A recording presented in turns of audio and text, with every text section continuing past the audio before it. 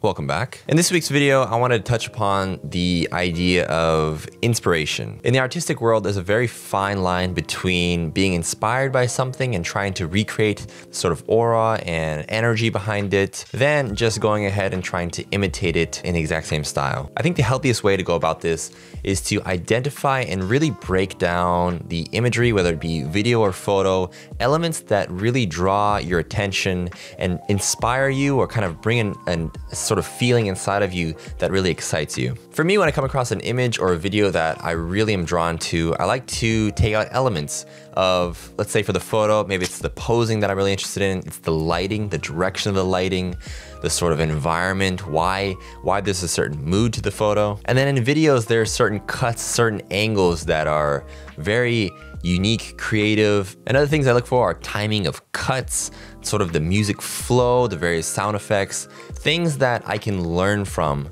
and take note of. Now, in order to study these things, you obviously have to come across creative projects and creative ideas that really inspire you. And the easiest one I think everybody uses is obviously Instagram. Instagram has a great function of saving photos and videos to boards, almost similar to Pinterest. The boards function is an amazing tool that you can use to organize all of the inspiration that you've come across. Sometimes only pulling inspiration from Instagram, though, is a little bit difficult. It's really hard to sift through just the sheer amount of content that's being pushed out every day. Two of my favorite platforms that I feel like aren't heavily used enough are Vimeo and Tumblr. Now you might be thinking Vimeo and Tumblr in 2023 is what? So first off, Vimeo is obviously a video platform and it's a little bit different than YouTube. Vimeo is heavily used by professional directors of photography and also cinematographers to showcase their work. It's really easy to use because I also use Vimeo in the sense that I upload any sort of client work that I have up to Vimeo and then place those links onto my personal website in order to showcase sort of my portfolio. It's a bit easier than uploading everything to YouTube and creating it unlisted and using that link, blah, blah, blah.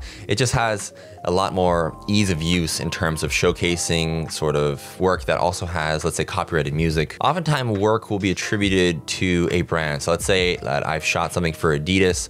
I'll typically put Adidas in the title and then put the rest of the project name. So you can easily find work attributed to different brands, professional work. If you're trying to figure out what a professional video looks like, the sort of flow and just enjoy different kinds of styles of cinematography, then Vimeo has a great database of videos that you can go ahead and browse through and sort of dissect and really learn from professionals who are at the top of their craft. It is much more refined than searching through Instagram via the Reels function, and it also is a lot easier than sifting through YouTube to find really high-grade professional work. However, my favorite source of inspiration specifically for photography, but also for, I think, just graphic design in general, is Tumblr. Now, you may be thinking Tumblr has been dead for like, I don't know, 6, 7, 8 years. And I'm just reading here, actually, that as of July 2021, so that's almost 2 years ago, but Tumblr hosts more than 529 million blogs, which is crazy.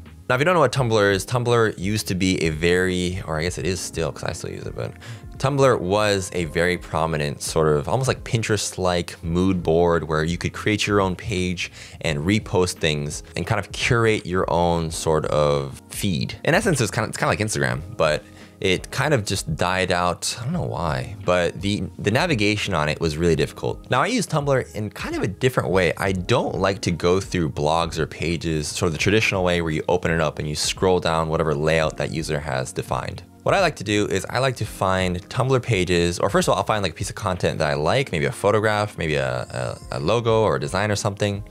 Click on that page, go to that Tumblr, and then instead of going through that Tumblr, I'll delete everything after the .com and then just type in archive.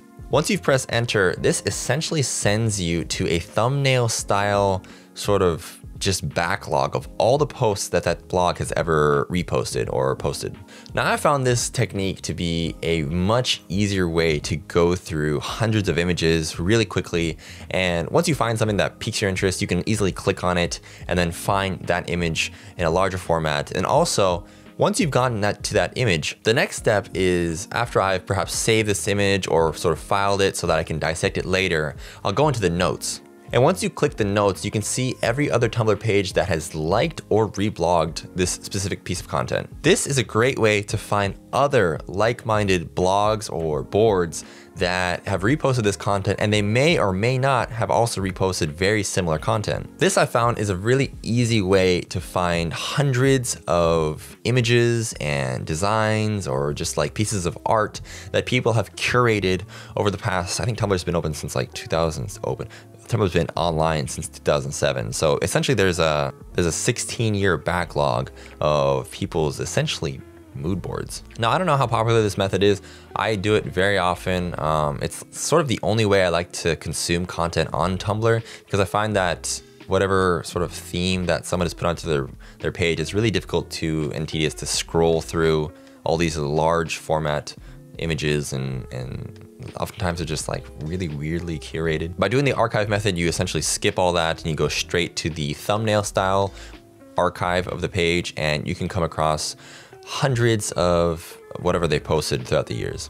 The other great thing is that you can actually go into the calendar, I think in the top left, and click the month, and you can actually go into the backlogs and go to perhaps a specific month or a specific year and go and see what that person was reposting or posting during that time period. This method I feel isn't utilized enough. Not many people are talking about this. I think it's a really great way and a really unique way to find new content that you might not have found otherwise. If you stay on just solely Instagram or let's say TikTok, you're not really gonna find art. I mean, there's always great content, always great art being posted every day, but sometimes it's difficult to find new people that inspire you or new people that really push you to want to learn and develop your craft. It's always important to keep a note that when you find inspiration, it's always good to dissect it. Why does that inspire you? What about this particular piece of art that really piques your interest?